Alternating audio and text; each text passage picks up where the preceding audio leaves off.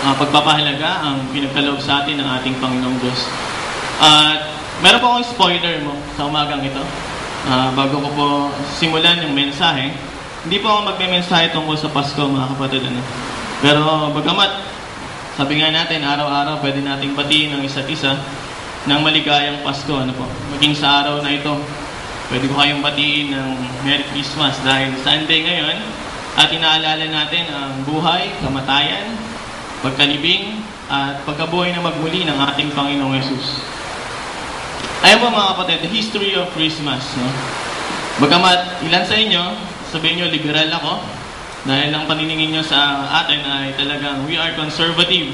But in the Western world, mga kapatid, since AD 354, the date of its celebration was January 6th. Yan talaga ang celebration ng Pasko. AD 354, yung church, yung Catholic Church na tinatawag, yung Universal Church, hindi ko alam kung Church of Christ yun, pero hindi siya Church of Christ. We call it the Catholic Church, but not the Roman Church, but the Catholic Church. Pinagsama pa yan, yung Greek Orthodox Church at saka yung Roman Catholic Church. Siya yun, yan yung tinatawag nating Universal Church. Para sa kanila, yung kanilang tradition ay, ayan, 354 ay yan yung celebration ng Christmas. Pero nung earliest English in the Western history, mga kapatid, or Western tradition, pinalitan niya ng December 25. As Christmas Day did not come until 1043 or 1043 AD yan, mga kapatid, Anno Domini, or in the year of our Lord. Bakit? Why? Bakit kaya siya pinalitan ng December 25? Sa palagay nyo, mga kapatid, bakit kaya naging December 25 yung Christmas na tinatawag nila? Una, dahil sa Winter Festival sa Babylon at saka sa Egypt at saka sa Germany, sa kanila yan yung Fertility Festival. Doon sa kanila, yung birthday nung kanilang Diyos-Diyosan ay ginaganap dyan. Yung fertility god nila. Yung fertility god na yan, ingat na ako, baka malaglag ako. Nalambot na yung away. So, ayun po, yung fertility god na yan, yung Germanic, Babylon, at saka Egypt god,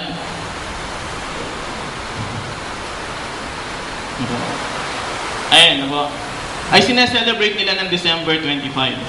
Sumunod dyan, yung birth ni Sun God Attis ng Phrygia. Birthday niya rin yan. December 25 yung kanyang birthday. Sumunod dyan, yung Persian God na si Mitra. Yung may mga naniniwala sa Mitraism. Si Sun God Mitra. Yung Mitraism is yung religion sa Persia na kung saan sabi nila, yan yung religion that you will go beyond. Yung kaya mong alisin yung iyong kaluluwa sa iyong katawan. Yan yung Mitraism. Pag sinabi nilang nagpo-focus ka, para sa panahon natin yung yoga. Sa kanila yan yung Mitraism. Pero sa kanila, gumagamit kasi sila ng cocaine at saka ng marijuana. So high sila, pag nag-worship sila. So Sun God Mitra. Sumunod dyan, yung Roman celebrated Saturnalia. Yung festival dedicated to Saturn, the god of peace and plenty, December 25 din yan. So, biruin nyo, mga kapatid. Tapos sa Scandinavia, a period of festivities known as Yuli, kaya sa atin, Yuletide. Di po ba? Hindi ibig sabihin na Yuletide patungkol sa ating Panginoong Yesus, kundi sa festivities yan ng mga Scandinavian. So, December 25 yan. Nung una talaga, January 6 yan, mga kapatid. Kaya lang, nung naghiwalay na yung Roman at saka yung Orthodox, nabiyak na yung Catholic Church, ay, ayan na, ginawa nila ng December 25. So, sinong kasabay ng Panginoong, yung Diyos nila? Ay, yung mga Diyos-Diyosan ng mga pagan religions. So, yun yung aking spoiler, mga kapatid. I will not teach you about Christmas. Nagkataon lang dahil sa panahong ito, we are thinking of something that we could give thanks sa bawat isa at sa ating Panginoong Diyos. Ano po? Ano ang 14th century? Naging sikat din yung carol, kaya tinawag natin caroling, ano po. So, ayun yun, 14th century. So, talagang hindi siya December 25 pinanganak si Kristo. So, sino mga pinanganak nun? Ayan, no? Yung Germanic God, yung Sun God, na si Attis, si Mithras, at saka si Saturnalia, pati yung Yuletide ng mga pagan religions. So, kung kayo ay nagse-celebrate ng December 25 as Christmas, kasama nyo tong mga to. Kapananampalataya nyo tong mga to. Ano po? At ang nakakatuwa dyan, mga kapatid, they celebrated their itong pagkapanganak ng kanilang mga Diyos. Anong ginagawa nila? Pinapatay nila yung anak nila na panganay. Iniaalay nila dyan sa mga Diyos na yan. No? So kulang yung ginagawa ng Catholic Church. Dapat ganun din kung sasabay sila sa ganitong pananampalataya. No? So we don't know our Bible. Kung hindi natin alam yung Bible natin, maliligaw tayo nito. Pero hindi yun yung pupuntahan ko, mga kapatid. Tingnan natin itong bagay na ito. Yan. Sa panahong ito, mga kapatid, we are thinking of something na pwede nating ibigay sa bawat isa. Pero alam niyo po ba that God gave us His indescribable gift? Nakatanggap na ba kayo ng biyaya na hindi niyo maipaliwanag? Nasa katuwaan niyo, hindi niyo mailarawan ang kagalakan ninyo. O ang kagalakan natin nung matanggap natin itong biyayang ito. Na hindi natin kayang sabihin, itong biyayang ito ay talagang ganito siya. So hindi natin kayang ipaliwanag. This is the indescribable gift of God. Mga kapatid, ano? At ang bawat isa sa atin, alam niyo po ba, araw-araw biniyayaan ng Panginoong Diyos ng bagay na yan. So tingnan po natin. Sa pagkakataong ito, ano po, nag-iisip na kayo ng mga may bibigay nyo sa inyong mga kabiyak, sa inyong mga girlfriend, boyfriend, sa inyong mga kabahagi ng inyong pamilya. Sabi po ni Herb Forrest, what not to buy for your wife? Ano daw yung mga hindi mo pwedeng bilhin para sa asawa mo? Una daw po, sabi ni Herb Frost doon sa Reader's Digest, ay don't buy anything that plugs in. Sasabihin lang na asawa mo niyan, you're too practical. No, kapag bumili ka ng mga plug-ins, dapat ang bibilin mo yung mga push buttons. Yung pipindutin na lang ni Mrs. Tapos mag-on na siya. No, yung madalian na. Do not buy any plug-ins, yung sasaksak pa niya tapos i-on pa niya. Hindi na kailangan yan ng inyong mga asawa, mga kapatid. No? Magagalit lang siya sa inyo. Susunod, sabi niya, do not buy clothing that involves sizes. Kasi there are 7,000 in one. 1% out of 7,000, mga kapatid, na makuha mo yung correct size ng iyong asawa. No? Sasabihin ng misis mo, kapag bumili ka ng malaking size, ganyan na ba ako kalaki? Yan, no? Kapag maliit naman, 20 years na ganyan yung katawan ko, no? Lumipas na yung 20 years, malaki na ako. Yun ang sasabihin sa inyo ng inyong mga asawa. Susunod dyan, avoid all things useful. Katulad noong silver, huwag kayong bibili ng silver, dapat gold. No, kasi wala namang gumagamit ng silver. Mga kabataan lang yun. No? Pero kapag may asawa ka na, ginto na yung ibibigay mo sa misis mo. Ano mo? So, anything that gold. Ano mo? So, silver polish to save 100 hours, not going to win you a brownie points. Kundi, kung gusto ng misis mo, a gold one. Ano po? Sumunod dyan, don't buy anything that involves weight loss or self-improvement. Kasi parang sinasabi mo sa misis mo, pangit mo na. Ang taba-taba mo na. No? Ang laki naman ng ginain mo. Mag-exercise ka naman. No? Sabihin lang na asawa mo, hindi ko gagalawin yan. Para sa akin, maganda na ako. So, kaya huwag kayong bibili ng bagay na yun. Sa kahit na sinong tao, ano po? Kahit sa iyong kabiyak na lalaki. Then, don't buy jewelry. The jewelry your wife wants, you can't afford. Totoo yan, mga kapatid. No? Kapag tinanong mo kasi yung misis mo, kung ano talaga yung gusto niya, tuturo niya yung mas mahal. Kasi yun yung worth niya eh. No? Sabihin lang sa'yo, pag tinanong mo yung misis mo, anong gusto mo jewelry? Sabihin niya sa'yo, hindi mo naman kayang bilhin. You can't afford it. Sabihin ng asawa mo. So she doesn't want anything that has something with jewelry. Sumunod, do not fall into tradition trap, mga kapatid, or buying an underwear. Tradition yan, ano po? Mas gusto mo lagi na niregaluhan ng underwear yung asawa, ano po? Sabi nga niya, wife should wear and what she actually wears as like years apart. Matagal na palang nakalipas, ano? Sabihin mo, parang sinasabi mo sa misis mo, magpalit ka naman ng underwear. Ang tagal-tagal mo ng gamit yan. Kaya huwag kayong bibili ng bagay na yan. Hayaan mo siyang bumili ng bagay na yan, mga kapatid. Finally, don't spend too much.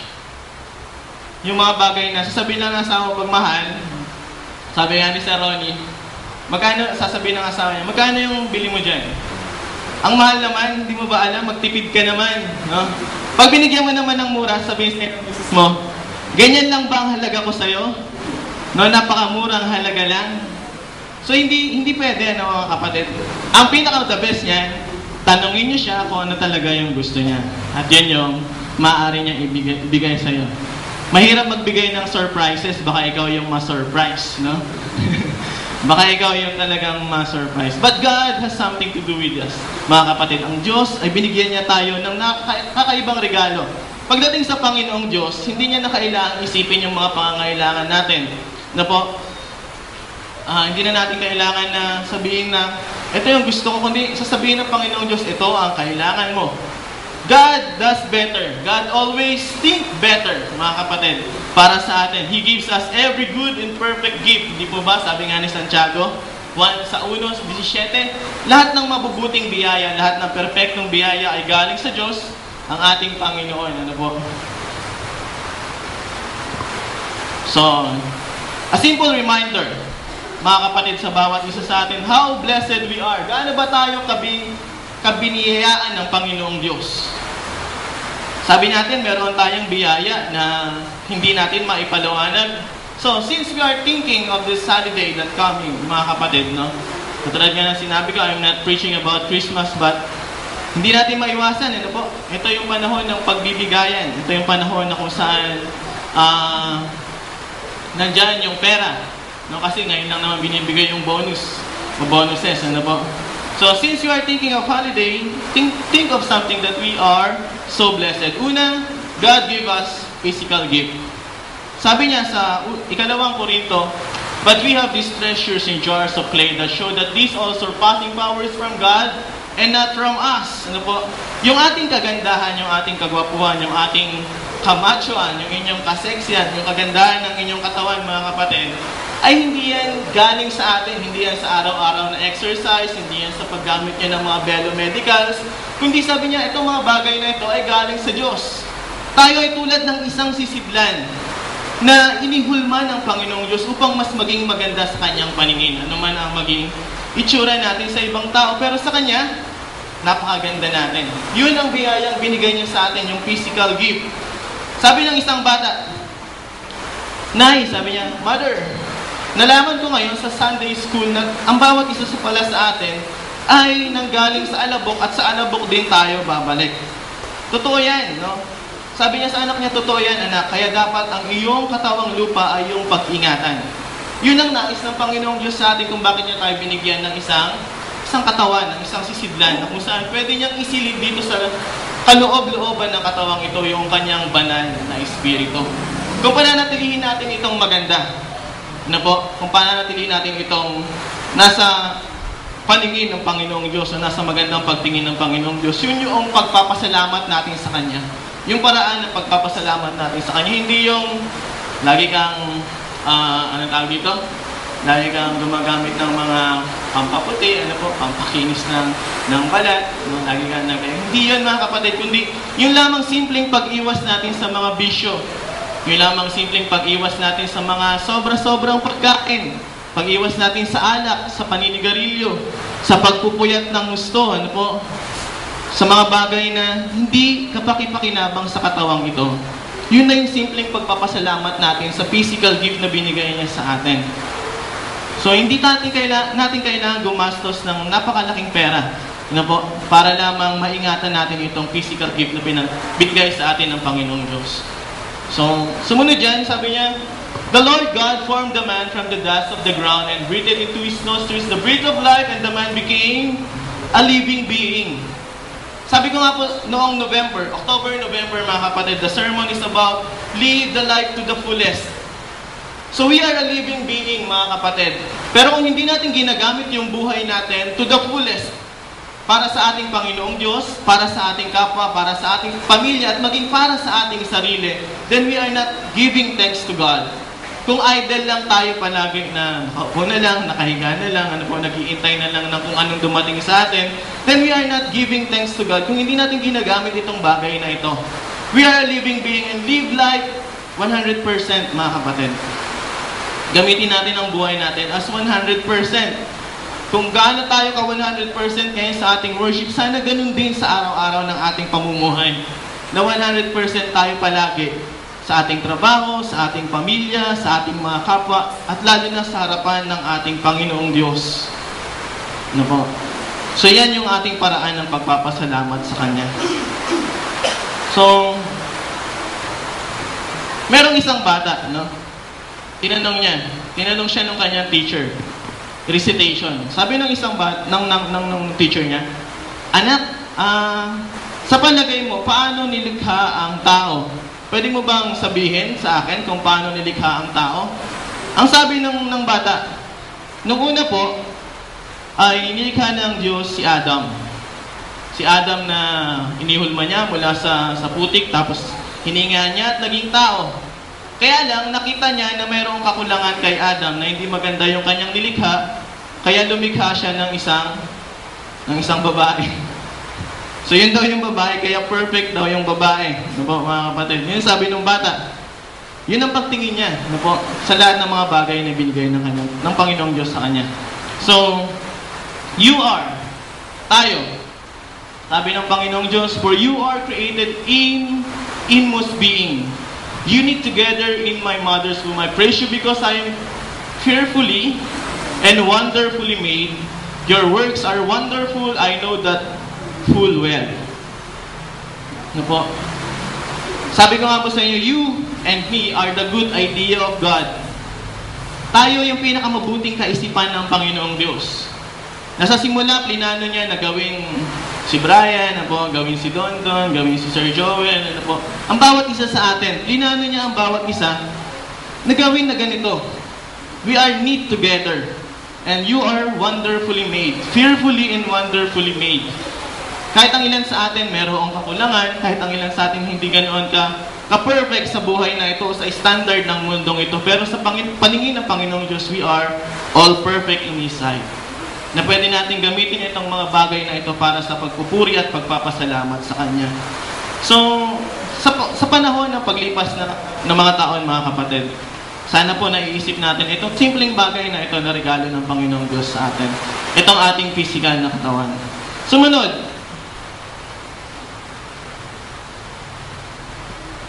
are we thankful for our families? Masaya ba tayo? Nagpapasalamat ba tayo na meron tayong pamilya? Na ito ang aking kabiyak, no? Sinabi ng Diyos na siya ang aking pinakadakilang biyaya. Itong aking mga anak, ang pinakamagandang biyaya na binigay ng Panginoong Diyos sa akin. Sabi niya po, sabi ng Panginoong Diyos, he who finds a wife finds what is good and receives favor from the Lord. Yan ang isa sa mga sulat ni Solomon. Sino naman daw ang makapaganap ng isang mabuting asawa ay nakapaganap ng isang mabuting biyaya na natanggap niya mula sa Panginoong Diyos. Ano po? So ako, wala pa akong mabuting biyaya sa mga karamihan sa atin. No? Wala pa nitong mga bagay na ito. Pero, sana ano po, matanggap natin itong biyaya ito. Family is something na talagang isang dakilang biyaya sa atin. Na sana ay pahalagahan natin ang ating pamilya, pahalagahan natin ang ating mga magulang, kung ano yung kanilang ginagawa sa ating sa araw-araw. Huwag na lang na, porket nakatapos ka na, ano po, mas malaki na yung ulo mo o mas mataas na ang pagtingin mo sa sarili mo kaysa sa iyong mga magulang. At bilang mga magulang din, ganoon din ang pagrespeto natin sa ating mga anak. Ano po, sabi nga ng Proverbs 17:6, children are a crown to the aged, and parents are the pride of their children. Sana manatili tayo bilang mga anak, manatili tayong korona ng ating mga magulang. At bilang mga magulang, ay maging kayabangan din natin o yung ating pride, yung ating mga anak. Na hindi natin sila kinahihiya. No? Sabi, ay, bobo kasi itong anak ko, kaya tatago ko na lang siya. No? Tamad kasi yan eh. Hindi naman niya napapakinabangan sa bahay, hindi po. Kundi, sana ang bawat anak natin ay tinutulungan natin na mas maging kapakipakinabang siya sa buhay na ito. Hindi natin siya itinatago o ikinahihiya. Ganun din tayong mga anak. Kahit na ano man yung pagkukulang ng ating mga magulang, wag sana natin silang sumbatan. Wag sana natin silang sabihan ng masama o masasakit.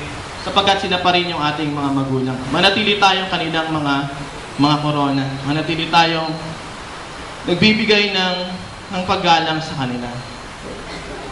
Sumunod po, mga kapatid. Ito yung madalas na meron tayo. Material gifts. Sino may bagong cellphone ngayon? No? Sino ang merong bagong damit? Bagong sapatos? Bagong bag? Bagong sasakyan? Bagong bahay? Bagong girlfriend? So, material gifts, mga kapatid. Itong mga bagay na ito.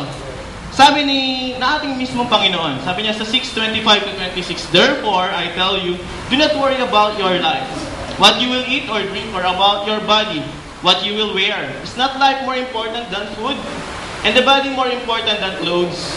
Look at the birds of the air. They do not sow or reap or store away in barns, and yet your heavenly Father feeds them. Are you not much more valuable than they?" Totoo po, mga kapatid, sa mundong ito, napakarami ang nagugutom. Maging sa bansa natin, napakarami ang nagugutom. Sabi nga, napakarami yung mahirap. At natutuwa ako sa gobyerno natin. Ngayon lang nabuo yung bonus ko, mga kapatid. Dati talaga, ang pinipirmahan ko ay 30,000, pero ang natatanggap ko lang 15,000. Pero ngayon, tapat yung gobyerno. Binigay niya ng buo yung bonus ko. Laging sinasabi sa amin, sabi daw ni Gloria, ay, pondo kasi yan. Kaya kalahati lang yung binibigay. Pero bakit ngayon buo? Buo yung binibigay sa amin. Siguro dahil nga, tapat yung gobyerno sa panahon ito. So mga kapatid, we do not worry about something, Ako hindi ako nag-worry na maglampas ako ng trabaho doon sa aking pinaglilingkurang paaralan. Na sinabi ng aking principal, pumasok ka kahit Saturday, Kasi darating ang panahon, itong mga bagay na ito ay ibibigay din sa atin. Babayaran din sa atin. Yung ating mga pinaghihirapan. Bagamat sabi nga natin, marami talaga ang nagugutom. Pero sana tayong meron ay mag-isip din tayo kung paano tayo makakatulong doon sa ibang walang-wala. Pero kung talagang kaya namang magtrabaho, tamad lang, nag-aantay na lang ng kung anong ibibigay sa kanila. Siguro yun yung mga taong hindi rin natin dapat tulungan. Pero yung mga tao talagang hindi na talaga kayang magtrabaho, katulad ng mga matatanda na nasa kaya, sana meron din tayong may abot sa kanila bilang isang pagtulong mula doon sa mga bagay na ating tinatanggap, mula doon sa mga bagay na meron tayo. So, are we well-dressed, mga kapatid? Are we picking the right clothes? Are we having the right food? Kung meron tayo nitong lahat ng mga bagay na ito, isipin natin na ang Panginoong Diyos ang nagbiyaya sa atin. Sana po kahit na anong problema o kahit na anong kahirapan ang meron na dumating sa ating buhay, huwag natin kakalimutan na we are more important than the birds. We are more important than the lilies of the valley, sabi nga niya. And we are more important doon sa mga ayun na nga po, yung birds, yung sparrow na po, mga kapatid. So, we are blessed with a decent home, decent house, a decent family, a decent living, mga kapatid. Kung minsan nga, meron pa tayong luxury ng lahat ng mga bagay. Meron tayong mga LCD TV, HD screens, meron tayong mga magagandang surround sound ng ating mga DVD players o ng ating mga ginagamit na gadgets. So kung meron tayong lahat ng mga bagay na ito, na meron tayong comfort of life, then we consider how blessed we are materially. How blessed we are na tayo ay pinagkalooban ng mga bagay na ito ng ating Panginoong Diyos. Next, mga kapatid, the more important thing is the spiritual gift. Every one of us, mga kapatid, I'm so happy that I'm a member of the Church of Christ. Talaga yung pinagmamalaki ko na ako ay anak ng Panginoong Diyos. At sana, ganun din ang nararamdaman ng bawat isa sa atin na kung gaano tayo biniyayaan ng spiritual na pamumuhay, ng isang magandang pamumuhay, ng isang pag-asa sa buhay na walang hanggan. Patuloy natin itong pananganan patuloy natin panghawakan at ipagmalaki itong mga bagay na ito na meron tayo, na sa pagmamalaki natin ay naibabahagi natin yung katotohanan sa kanila. The Bible says, Psalms 119 verse 11, mga kapatid, I have hidden your word in my heart that I might not sin against you. Someone said the Bible will keep you from sin, or sin will keep you from the Bible. Yan, madalas po yan, katulad ng sinabi ko sa inyo kanina, yung aking spoiler, yung ginamit kong kan. Kung naniniwala tayo na December 25, yung kapanganakan ng ating Panginoong Hesus, then we are not truly reading the Bible. And we are keeping on the path of sin. Patuloy tayong namumuhay doon sa kasalanan. Kasi nga, sabi nga, the sin will keep you from the Bible. Sa mundong ito, maging sa ating bansa, many people, napakaraming tao are taking lightly yung banal na kasulatan. Sabi nila, pangkaraniwan na sinasabi ng tao ay sinulat lang din yan ng tao eh. Pangkaraniwan, sinasabi rin ng iba, mahirap kasing intindihin. Kaya mahirap ding basahin. That's why we are taking it light, mga kapatid. Napakababaw ng pagtingin natin. Mas pinakikinggan pa nga natin yung sinabi ng tao kaysa sinabi ng banal na kasulatan. Di po ba napakaraming halimbawa? Ngayon na lang sa tradisyon na ating ginagawa o doon sa celebration na ating ginagawa. Mas pinaniwalaan pa natin yung sinabi noong Catholic Church. I'm not talking about the Roman Church, but the Catholic Church, mga kapatid. Na December 25 yung birthday ni Jesus. So, many people are not reading their Bible. Maraming taong hindi nagbabasa ng banal na kasulatan. Ganun na lang, yung minsan na pag-usapan natin, illustrate ko na lang po sa inyo. Katulad nung napag-usapan natin that we are not having an idol, yung mga hinulma ng kamay o ginawa ng kamay. Sino ba yung nagturo sa atin nun na pwede silang sambahin? Mula doon sa lumang tipan, sabi ng ating Panginoong Diyos doon sa 10 utos, ano sabi niya doon sa pangatlo? Huwag kang gagawa ng anumang bagay o anumang hinulmang bagay na iyong sasambahin. Sabi niya, maging sa lupa man o maging sa langit man. So, kabilang ba doon yung Diyos, mga kapatid? Sino nagsasabing kabilang yung Diyos na sinabi niya na huwag kayong gagawa ng mga bagay na hinulma mula doon sa lupa, pati sa langit? Kabilang doon yung Diyos, mga kapatid.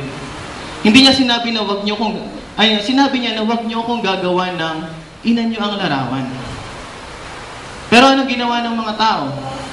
Patuloy silang gumagawa nitong mga bagay na ito. Patuloy tayong naniniwala doon sa opinion ng tao. Ngayon, tanong ko sa inyo, doon sa mga sumasamba o lumuluhod dyan sa mga ribulto na yan, sino na ngayon ang Diyos natin? Kung hindi natin binabasa yung banal na kasulatan. Sino pakikinggan mo? Yung Diyos ba na nagsabi na wag? O yung tao na nagsabi na sige, pwede? O ang tanong ngayon, sino ang Diyos mo? Kung patuloy kang sumasamba dyan sa mga ribulto na yan. Madalas ko naririnig, sabi nga ng pari doon sa parokya doon sa Pleasant, sabi niya, hindi naman natin yan sinasamba. Okay. No? Pero, eto ang tanong ko din. No, kapag nakaharap ko yung pari na yun. Ito yung tanong ko sa kanya. Bakit meron kang espesyal na araw para sa kanya? Kung inaalala mo lang siya. Bakit kailangan mo siyang alayan ng mga pagkain? Bakit kailangan mo siyang gamitin sa iyong mga panalangin? Bakit kailangan mo siyang itaas ng gusto at isayaw-sayaw sa daan at iikot doon sa buong parokya ninyo at sabihin, siya yung nagbibigay ng biyaya sa inyo kung inaalala mo lang siya? Di ba't kamangmangan, mga kapatid?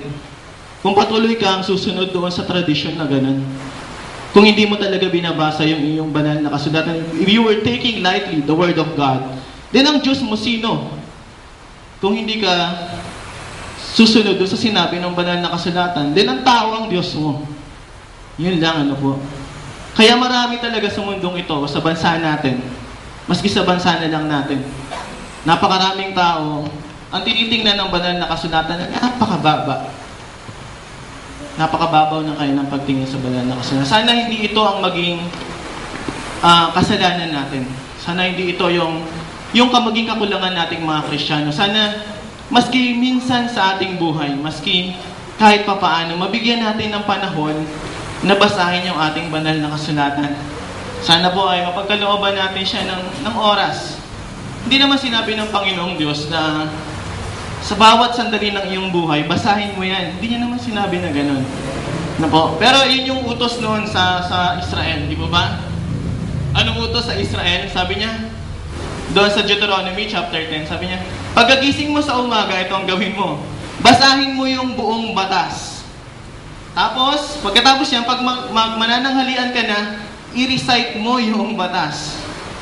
Pag maghahapunan ka na, i-recite mo sa iyong mga anak. Bago ka matulog, sabihin mo uli yung batas. Ganoon sila kadalas, mga kapatid, binabasa nila yung scriptures. Pero sa atin ngayon, hindi naman sinabi ng Panginoong Diyos na pagkagising mo sa umaga, pag manananghalian ka na, pag maghahapunan ka na, bago ka matulog, hindi niya naman sinabi na gano'n. Kundi, sa panahon na meron tayong pagkakataon na sana ay mabuklat man lang natin yung ating mga banal na kasulatan. Nakakalungkot isipin, mga kapatid, no? Tayo mismo na nasa katotohanan, tayo mismo na nasa tamang relihiyon, tayo mismo na nasa tamang daan. Kung minsan, hindi nga natin madala sa banal na nasambahan yung ating Bible. Kung minsan, hindi nga natin siya matapunan ng oras para lamang buklatin, basahin, pagtuunan ng pansin. Sana hindi ito yung maging kasalanan natin. Dahil kung ganun lang din, sabi nga niya, sin will keep you from the Bible. And then we are living in sin. Sa mga taong nag-take light doon sa Bible, then you are still living in sin, mga kapatid. So, Psalms 119:31, I hold fast to your statutes, O Lord. Do not let me be put to shame. If we hold fast to the word of God, we will not be put to shame in life. Sabi nga niya, itali mo sa iyong puso, no? Write them in the tablets of your heart. Bind them in your minds. Yan ang sabi niya doon sa ating banal na kasulatan. Upang ito ay maging, hindi lamang ito salitang inuumay ng ating mga bibig. Kundi ito rin yung ginagawa ng ating pamumuhay. Nakikita sa ating pamumuhay itong bagay na ito. Sana po hindi tayo mapahiya kapag tinanong tayo, anong pananampalataya mo? Baka matakot na tayo magsalita, no? Na hindi natin masabi kung ano talaga yung tunay nating pananampalataya. Psalms 119:105, sabi niya, your words is a lamp unto my feet and a light unto my path. So, kung tinitingnan natin na ang Biblia ay biyaya sa atin, mga kapatid, isa itong spiritual na biyaya sa atin, sana pagtuunan natin siya ng pansin, basahin natin siya. And it shall come to pass that before they call, I will answer. Kung patuloy po tayo nagbabasa ng ating banal na kasulatan, kung patuloy natin tinitingnan itong biyayang ito sa atin, sa ating mga buhay, mga kapatid, sabi niya, kahit hindi mo pahingin, bago mo ipanalangin, sabi ng Panginoong Diyos, ibibigay ko na sa inyo. Bago ka pa man tumawag, sabi niya, before you call, I will answer. Bago mo pa sabihin, nandiyan na yung kasagutan. Merong isang lalaki, mga kapatid, at dito ko po wawakasan ang mensahe sa umagang ito. Merong isang lalaki. Isa siyang preacher sa Texas Church. Ano po? Early Sunday morning, talagang wala siyang pang-agahan. No, wala siyang agahan at saka wala siyang pang-lunch. Wala siya talagang pera. No? Kaya ang ginawa niya, nilakad niya pupunta doon sa chapel para lamang makapagbigay siya ng mensahe. Habang naglalakad siya, ito yung kanyang panalangin. Sabi niya, sana man lang yung pamilya ko merong makain. Yung pamilya ko merong may handa mamayang tanghalian. So, matapos yung service, nagulat siya. No? Nagulat siya na merong nag-abot sa kanya ng cheque. Sabi niya, wow, eksakto itong perang ito. Tapos nung binasa niya, nagulat siya na yung date was yesterday. Sabi niya, preacher, kung dumalaw ka lang sa aming bahay, naibigay ko sana sa iyo yung cheque mo. Naibigay ko sana yung paycheck mo. Sana meron kang pera. So, biruin niyo po, mga kapatid, no? Merong mga taong nag-iisip para sa kabutihan ng isang tao. Pero kailangan din natin gumawa. Kung sabi nga niya, preacher, kung pumunta ka lang sa amin kahapon, natanggap mo sana yung paycheck mo. Hindi ka sana nakaramdam ng gutom. Sabi ng Panginoong Diyos, ano po? Before they call, I will answer. So sana po, mga kapatid, no? Sa pagdating ng panahong ito, sa pagwawakas ng taon, maalala natin lahat ng mga biyaya. Simpleng biyaya lang mga kapatid, pero kung minsan dahil sa kasimplihan nito, nakakalimutan natin. But these gifts are indescribable.